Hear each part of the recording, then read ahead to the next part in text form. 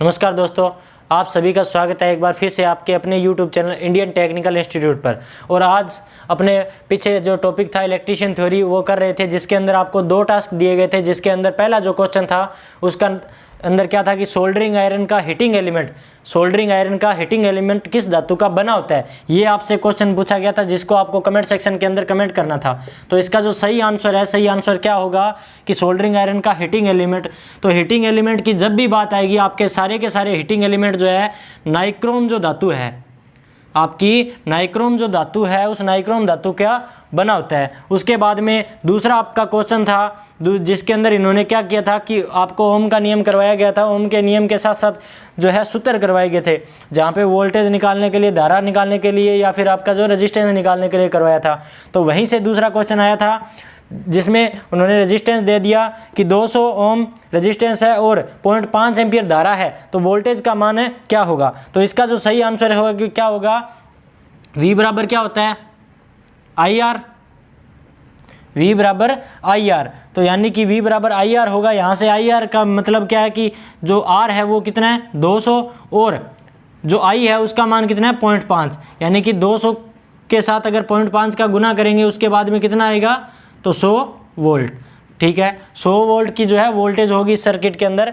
तो जिन्होंने सही आंसर दिया है उनके लिए बहुत अच्छी बात है। उसके बाद में आज आपका जो है आज का जो पहला क्वेश्चन है वो क्या होगा कि इसके अंदर पूछा जाएगा कि जो पित्तल धातु है, पित्तल धातु किन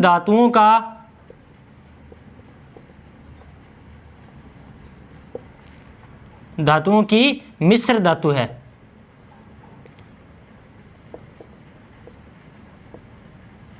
ये आपका जो है पहला क्वेश्चन है आज का। तो आप अभी से कमेंट सेक्शन के अंदर जल्दी से जल्दी इसको कमेंट कर दीजिए कि इसके जो पित्तल धातु है वो किन 2 धातुओं की मिश्र धातु है। ये आपको पीछे की वीडियो के अंदर करवाया जा चुका है। जो क्वेश्चन अपने यहाँ पे 2 क्वेश्चन पूछते हैं वो पीछे की वीडियो के अंदर करवाए होते हैं। तो अगला क्वेश्चन रहेगा कुछ समय के बाद में, तो नोट करना चाहता है तो नोट कर सकता है। इसके बाद में अपने क्या करते हैं, रेजिस्टेंस यानी कि जो प्रतिरोध है उसके नियम वगैरह है उनको कर लेते हैं। पहली बात तो प्रतिरोध है क्या, तो आपको बताया जा चुका है कि प्रतिरोध क्या है। विद्युत धारा के अंदर जितनी भी रुकावट होती है, विद्युत धारा के अंदर जो रुकावट होती है उसको हम लोग क्या बोलते हैं, प्रतिरोध बोलते हैं। इसके बाद में बात आती है कि ये जो प्रतिरोध है ये किन किन चीज़ों के ऊपर डिपेंड करता है, किन चीज़ों पर निर्भर करता है। तो इसको अब लोग जो है यहाँ पे समझते हैं। तो इसको हम लोग क्या बोलते हैं, प्रतिरोध के नियम बोलते हैं, प्रतिरोध के नियम। तो प्रतिरोध के मेनली 3 नियम है। 3 नियम कौन कौन से हैं, तो पहला नियम क्या बोलता है कि जो प्रतिरोध है, प्रतिरोध चालक की लंबाई के समानुपाती होता है।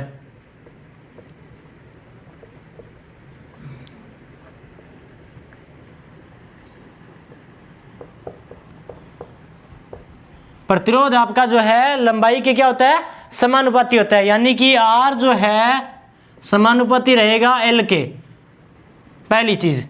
यानी कि जो प्रतिरोध है वो क्या रहेगा, लंबाई के समानुपाती रहेगा। किस तरीके से, उदाहरण देके समझते हैं।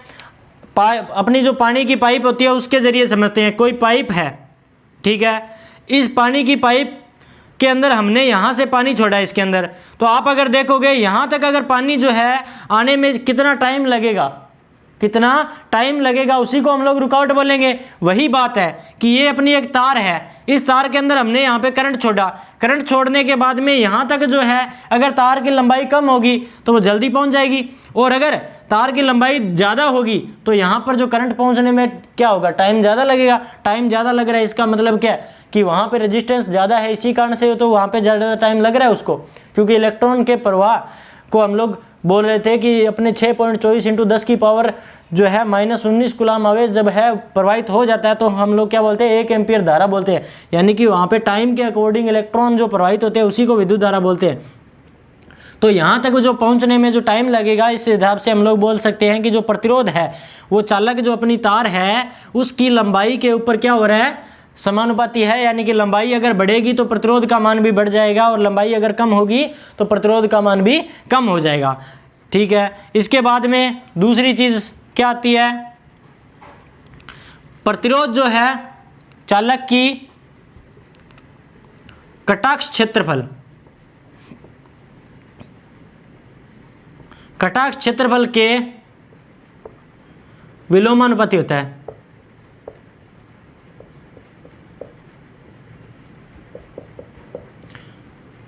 कटाक्ष क्षेत्रफल के विलोमानुपाती होता है, यानी कि R समानुपाती 1/A होगा। ठीक है, R समानुपाती 1/A होगा। एरिया, A से आ रहा है एरिया, यानी कि कटाक्ष क्षेत्रफल किसके समानुपाती है, जो उसका एरिया है 1/A में। अब देखते हैं किस तरीके से। तो अपनी जैसे तार है, ये अपनी पाइप थी, इस पाइप के अंदर अगर हमने इसमें से पानी छोड़ा तो पानी छोड़ने के बाद में अगर आप देखोगे तो यहाँ तक पहुँचने में जो है अगर पाइप पतली होगी तो ज़्यादा टाइम लगेगा, और वही पाइप अगर बड़ी होगी तो पानी जो है निकलने में कम समय लगेगा। वही चीज़ है कि एक तार है वो अगर यहाँ पर से पतली है तो इसका मतलब क्या है कि उसके अंदर जो इलेक्ट्रॉन है वो इलेक्ट्रॉन जो है कम चलेंगे, और अगर उसी तार की मैं अगर मोटाई बढ़ा देता हूँ, मोटाई बढ़ाने के बाद में यहाँ से जो इलेक्ट्रॉन है वो इलेक्ट्रॉन भी ज़्यादा जा सकते हैं। तो वही चीज़ है, यानी कि जो कटाक्ष क्षेत्रफल है, यानी कि आपका जो तार है उसका ये तो पहले व्यास था, उसके बाद में आपने क्या किया, व्यास जो है उसको इतना बड़ा कर दिया। व्यास बड़ा करने के बाद में उसमें से जो करंट की प्रवाह है वो ज़्यादा हो सकेगा। इसीलिए बोलते हैं कि रेजिस्टेंस जो है उसके जो कटाक्ष क्षेत्रफल है उसकी क्या होता है, विलोमानुपाती है। यानी कि जैसे जैसे उसकी जो है मोटाई बढ़ेगी उस हिसाब से उसका जो प्रतिरोध है वो वैसे वैसे घटता जाएगा। ठीक है, उसके बाद में तीसरी चीज़ क्या है, तीसरी चीज़ है पदार्थ की प्रतिरोधकता। प्रतिरोधकता बोल देता है या फिर विशिष्ट प्रतिरोध बोल देता है। प्रतिरोधकता या विशिष्ट प्रतिरोध, ये तीन दोनों ही चीजें एक ही है। प्रतिरोधकता या विशिष्ट प्रतिरोध को अपने अभी आगे पढ़ने वाले हैं कि ये चीज क्या है। तो प्रतिरोधकता क्या है, तो कोई भी अपने पदार्थ देखते हैं उसके अंदर खुद का गुण होता है, खुद का गुण होता है कि वो कोई भी पदार्थ का कम भी होता है, कोई के अंदर ज़्यादा होता है। यानी कि जो पदार्थ है, जैसे अपने बोलते हैं चांदी है, चांदी की अंतिम कक्षा में कितने इलेक्ट्रॉन होते हैं, एक होता है। वही तांबे की अंतिम कक्षा में भी कितना होता है, एक ही होता है। लेकिन फिर भी हम लोग क्या बोलते हैं, चांदी जो है सबसे अच्छा चालक है। तो इसीलिए बोलते हैं क्योंकि जो पदार्थ है उसके जो खुद का गुण है कि वो विद्युत धारा का कितना विरोध करेगा, उसको हम लोग क्या बोलते हैं, प्रतिरोधकता बोलते हैं।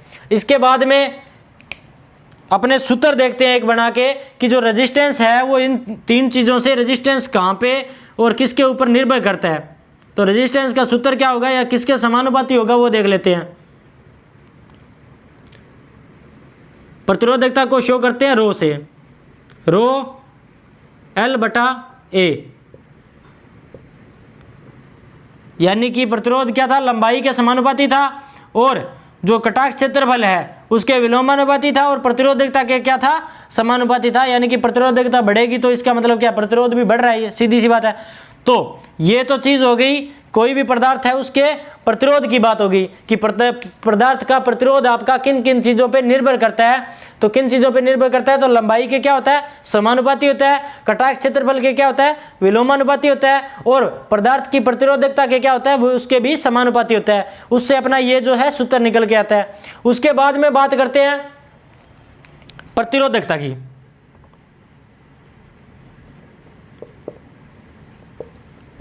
प्रतिरोधकता बोल देता है या विशिष्ट प्रतिरोध बोल देता है। यह प्रतिरोधकता या विशिष्ट प्रतिरोध क्या है, तो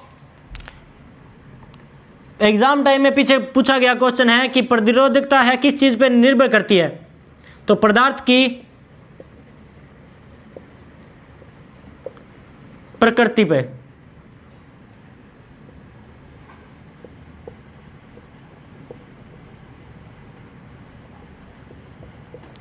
प्रतिरोधकता किस पर निर्भर करती है, पदार्थ की प्रकृति पर निर्भर करती है। क्योंकि मैंने अभी बोला कि कोई पदार्थ का जो है प्रतिरोध जो है कम होता है और कई पदार्थ का ज़्यादा होता है। तो वो जो चीज़ है वो किसके ऊपर निर्भर करती है, यानी कि प्रतिरोधकता, तो पदार्थ की प्रकृति पर निर्भर करती है कि वो खुद के अंदर कितना विरोध करता है विद्युत धारा का, उसको हम लोग क्या बोलेंगे, प्रतिरोधकता बोलेंगे। अब इसके बाद में बात आती है कि इसका जो सूत्र है वो क्या होगा, या इकाई क्या होती है। इकाई मोस्ट इंपोर्टेंट है, एग्जाम टाइम में पूछी गई है, तो यहीं से सूत्र निकलता है। तो अपने देखते हैं आर बराबर क्या था, रो एल बटा ए था। तो यहाँ से अगर मैं रो निकालना चाहता हूँ बार, तो इसको मैंने बाहर निकाल लिया, और यहाँ से सूत्र क्या बनेगा, आर ए बटा में एल। ठीक है, तो अब दोनों की ये एग्जाम टाइम में पूछा गया सूत्र है। ठीक है, ये इसका जो है प्रतिरोधकता का सूत्र है। उसके बाद में इसकी इकाई क्या होगी, तो प्रतिरोध की इकाई क्या होती है, ओम। उसके बाद में इसकी इकाई क्या होगी, एरिया की, तो सेमी स्क्वायर या मीटर स्क्वायर बोल सकते हैं। उसके बाद में लंबाई किस में ली जाती है, तो लंबाई भी सेमी में होगी, सेमी स्क्वायर। ठीक है, तो यहां पर कितने, ऊपर की तरफ 2 सेमी है, तो 1 सेमी इंटू सेमी बोल सकता हूं मैं। तो यहां से आपका क्या होगा कि 1 से 1 कैंसिल होगा। उसके बाद में इकाई क्या निकल के आएगी, ओम सेमी। ठीक है, तो ये जो है आपका प्रतिरोध, या फिर जो अपने बोलते हैं प्रतिरोधकता या फिर विशिष्ट प्रतिरोध। विशिष्ट प्रतिरोध की इकाई क्या होती है, तो ओम सेमी होती है। या फिर अपने बात करते हैं एमकेएस प्रणाली की, मोस्ट इंपोर्टेंट, एमकेएस प्रणाली में इसकी इकाई क्या होती है, तो ओम मीटर होती है। एमकेएस प्रणाली में इसकी इकाई क्या होती है, ओम में मीटर होती है। एग्जाम टाइम में बार बार पूछे जाते हैं विशिष्ट प्रतिरोध या फिर प्रतिरोधकता की इकाई क्या होती है, तो ओम सेमी होती है। प्रतिरोधकता किस पे निर्भर करती है, तो पदार्थ की प्रकृति पर निर्भर करती है। प्रतिरोधकता का सूत्र क्या है, तो आर ए बटा में एल है। और एमकेएस प्रणाली में प्रतिरोधकता का सूत्र इकाई क्या होगी, तो ओम मीटर होगी, क्योंकि एमकेएस प्रणाली में जो लंबाइयां ली जाती है वो किस में ली जाती है, मीटर में ली जाती है। तो ये अगर नोट करना चाहते हैं तो नोट कर सकते हैं। बाद में जो है अपने क्या करते हैं कि इसका जो चालकता है, प्रतिरोध के बाद में क्या करते हैं, चालकता जो है, चालकता या फिर विशिष्ट चालकता जो है वो क्या चीजें हैं, उन दोनों को भी देख लेते हैं प्रतिरोध और विशिष्ट प्रतिरोध के बाद में। तो चालकता,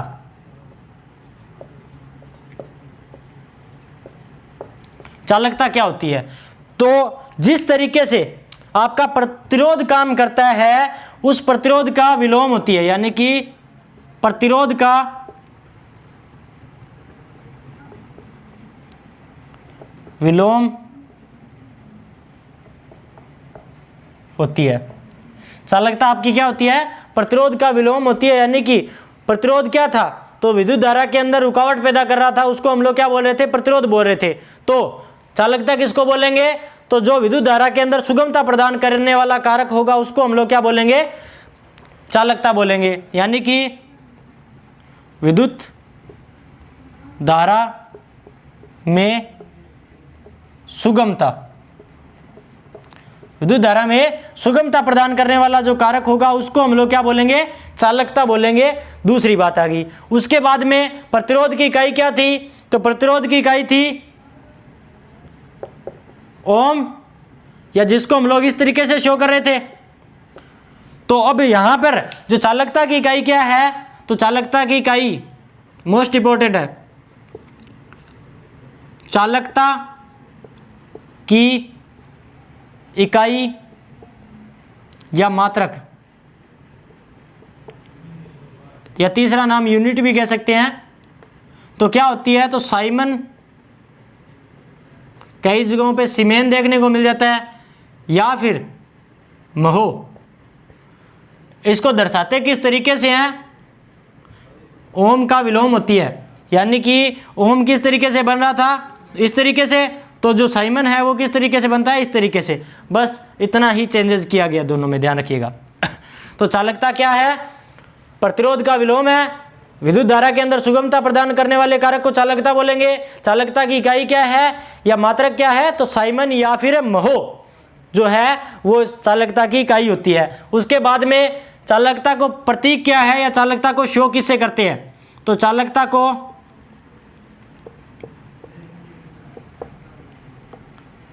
प्रतीक क्या है, तो चालकता का प्रतीक है जी। तो चालकता को हम लोग जी से ही शो करते हैं, इसके अलावा किसी से शो नहीं करते हैं। ठीक है, अब इसके बाद में एग्ज़ाम टाइम में इतने ही क्वेश्चन हैं वो चालकता से आपके बनते हैं। उसके अलावा अपने देखते हैं विशिष्ट चालकता क्या चीज़ है।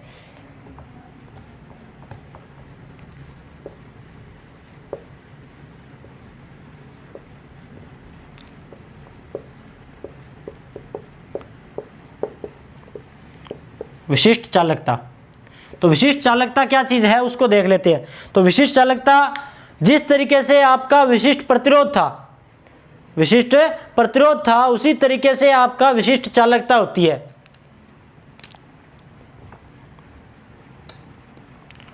यानी कि विशिष्ट प्रतिरोध का विलोम, विशिष्ट प्रतिरोध का विलोम जो है उसको हम लोग क्या बोलते हैं, चालकता बोलते हैं। ध्यान रखिएगा। यानी कि अब अगर बात करेंगे इसके अंदर एक सूत्र रह गया है, वो सूत्र देख लेते हैं पहले भाई। तो जी का सूत्र क्या होगा, अगर जी निकालने की बात आएगी तो जी निकालेगा कैसे, तो 1/r, ये मोस्ट इंपॉर्टेंट सूत्र है। उसके बाद में आर की बात आएगी, आर कैसे निकलेगा, तो 1/g। दोनों में बता चुका हूं कि क्या संबंध होता है, विलोमानुपाती होते हैं दोनों। ठीक है, इसके बाद में बात करते हैं विशिष्ट प्रतिरोध। तो विशिष्ट प्रतिरोध या फिर जो चालकता है दोनों के बीच में क्या संबंध होता है, तो दोनों एक दूसरे के क्या होता है, विलोमानुपाती होते हैं। इसको निकालने की बात आएगी अगर है तो निकालेंगे कैसे अपने, तो इसको पहले तो देख लेते हैं शो किससे करते हैं। तो शो इसको करते हैं सिग्मा से, सिग्मा बोलते हैं। इसका जो सूत्र है, जो प्रतीक है वो इस तरीके का होता है। तो अगर अपने सूत्र देखते हैं तो सूत्र कैसे होगा, तो इसका सूत्र बनेगा इस तरीके का, यानी कि सिग्मा जो है बराबर 1/ρ, यानी कि विशिष्ट चालकता जो है विशिष्ट प्रतिरोध का क्या थी, विलोम थी। अब बात आ जाती है इसकी जो है इकाई क्या होगी, तो इसकी इकाई होगी साइमन प्रति सेमी। साइमन प्रति सेमी जो है इसकी इकाई होती है, या फिर महो प्रति सेमी जो है इसकी दूसरी इकाई हो सकती है, अपने बोल सकते हैं। तो अगर कोई नोट करना चाहता है तो नोट कर लीजिए। इसके साथ में अपने कोई क्वेश्चन आंसर भी एक आधा करके देख लेते हैं। तो आपके सामने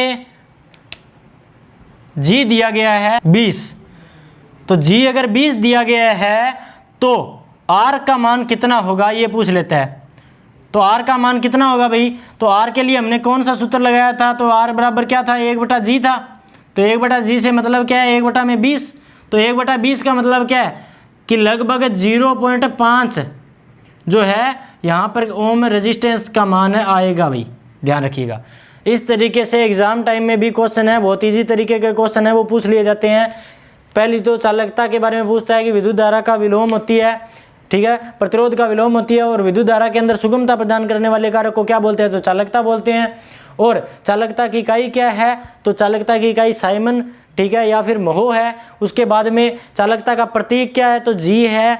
उसके बाद में विशिष्ट चालकता किसका विलोम है, तो विशिष्ट प्रतिरोध का विलोम है। उसके बाद में सिग्मा क्या है, ठीक है, विशिष्ट प्रतिरोध विशिष्ट चालकता को सिग्मा से शो करते हैं। उसके बाद में इसका सूत्र पूछ लिया जाता है, इकाई पूछ ली जाती है साइमन प्रति सेमी, ठीक है। तो नोट कर लीजिए जल्दी से।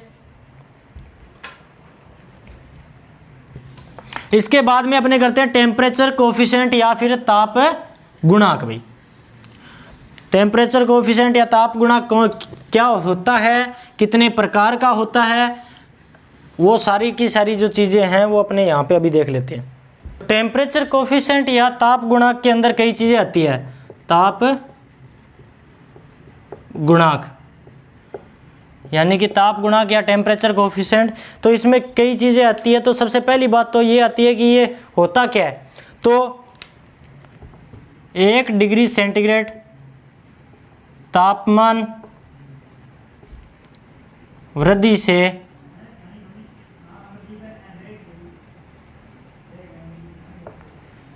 प्रतिरोध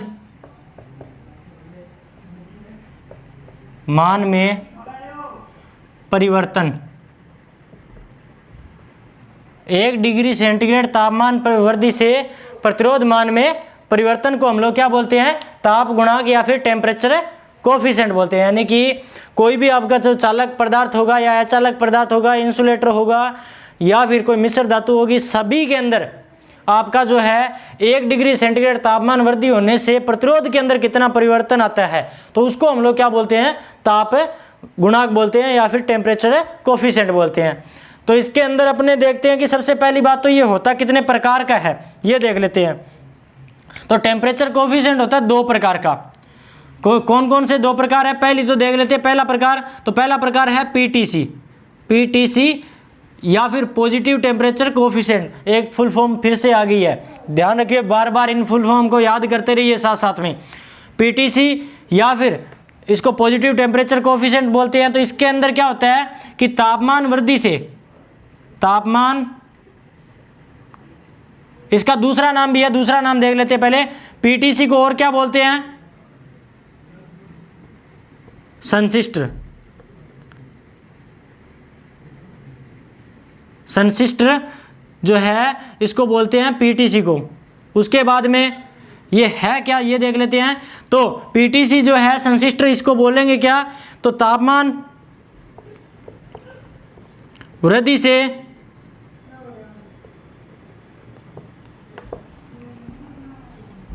प्रतिरोध में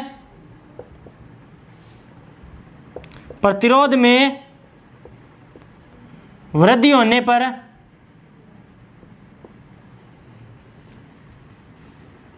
होने को पीटीसी या फिर संशिष्ट कहते हैं। यानी कि पीटीसी कौन सा ताप गुणांक होगा, तो तापमान वृद्धि होने से अगर उसके प्रतिरोध मान में भी वृद्धि होती है तो उसको हम लोग क्या बोलेंगे, धनात्मक ताप गुणांक या फिर पीटीसी बोलेंगे या फिर पॉजिटिव टेम्परेचर कोफिशिएंट बोलेंगे। उसके बाद में दूसरी बात आती है, दूसरा क्या है, NTC, negative temperature coefficient. Negative temperature coefficient या इसको क्या बोलता है, थर्मिस्टर।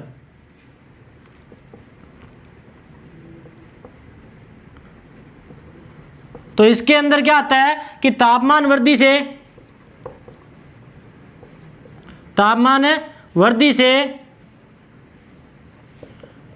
प्रतिरोध में कमी, तापमान वृद्धि से प्रतिरोध में अगर कमी होती है तो उसको हम लोग क्या बोलते हैं, एनटीसी बोलते हैं। यानी कि कोई पदार्थ है, उसका अगर तापमान बढ़ रहा है और तापमान बढ़ने के साथ साथ उसका प्रतिरोध अगर घट रहा है तो उसको हम लोग क्या बोलेंगे, एनटीसी बोलेंगे। और अगर कोई पदार्थ है जिसका तापमान बढ़ने से प्रतिरोध बढ़ रहा है तो उसको हम लोग क्या बोलेंगे, पीटीसी बोलेंगे। जैसे उदाहरण अगर बात करते हैं तो धातुएं, जितने भी अपने चालक होते हैं उन सभी को जो है पीटीसी की कैटेगरी में रखते हैं। जैसे तांबा है, चांदी है, एल्यूमिनियम है, उन सभी को। उसके बाद में एनटीसी, धातुएं, जितनी भी आपके जो है इंसुलेटर वगैरह है वो सारे के सारे इनकी कैटेगरी में आते हैं, एनटीसी की कैटेगरी में आते हैं। यानी कि तापमान वृद्धि से क्या होगा, प्रतिरोध में कमी आएगी। उसके बाद में इनको एक और तरीके से डिवाइड किया गया है, वो देख लेते हैं, नोट कर लीजिए जल्दी से।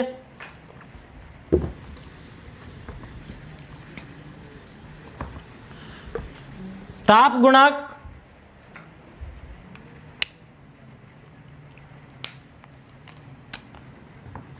इसके अंदर 4 तरीके से डिवाइड किया गया है। शुद्ध धातुएं, पहला है शुद्ध धातुएं, दूसरी है मिश्र धातुएं, उसके बाद में तीसरी है इंसुलेटर या अचालक जिनको बोलते हैं, उसके बाद में चौथी है गैसें। तो 4 तरीके से इसने क्या किया है, इनको डिवाइड किया है कि 4 प्रकार के जो पदार्थ होंगे, यानी कि शुद्ध धातुएं होंगी, मिश्र धातुएं होंगी या इंसुलेटर होंगे या जो गैसें होगी, उनके ऊपर तापमान का क्या क्या प्रभाव होता है, तो वो देख लेते हैं। तो शुद्ध धातुएं जो है तापमान वृद्धि से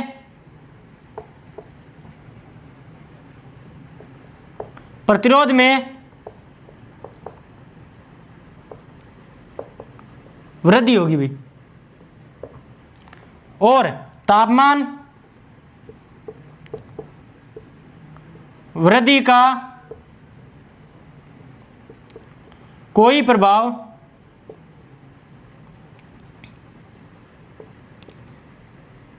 ज्यादा नहीं होगा।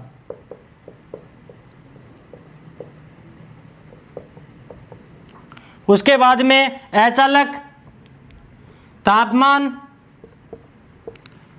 वृद्धि से प्रतिरोध में कमी आती है। उसके बाद में गैस से, तो तापमान वृद्धि से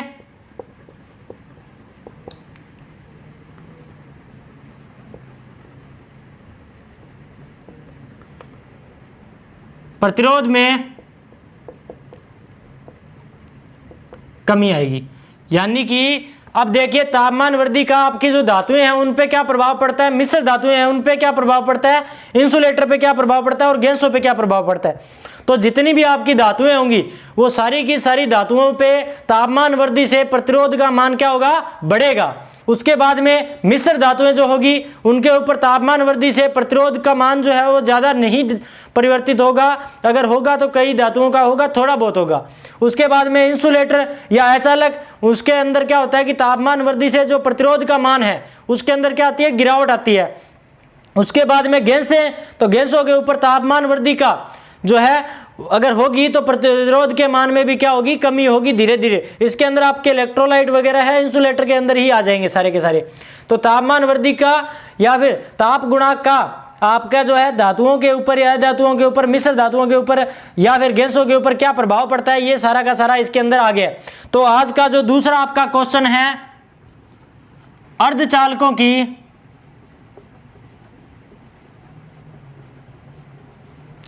अंतिम कक्षा में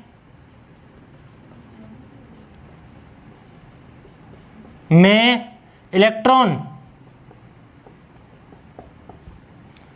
कितने होते हैं? कमेंट सेक्शन के अंदर कमेंट कर दीजिए भाई, जल्दी से जल्दी कर दीजिए। आंसर आपको अगली वीडियो के अंदर प्रोवाइड करवा दिया जाएगा। तो वीडियो अगर आपको अच्छी लगी है तो लाइक, कमेंट एंड शेयर कीजिए। ज़्यादा से ज़्यादा लोगों को तक वीडियो को पहुंचाइए ताकि ज़्यादा से ज़्यादा लोगों को फ़ायदा हो सके। और सब्सक्राइब अगर आपने अभी तक नहीं किया तो सब्सक्राइब कर लीजिए और बेल आइकन को प्रेस कर दीजिए ताकि आने वाली वीडियो के सब नोटिफिकेशन आपको जल्दी से जल्दी मिलते रहेंगे। तो मिलते हैं अगली वीडियो में, तब तक के लिए जय हिंद, जय भारत।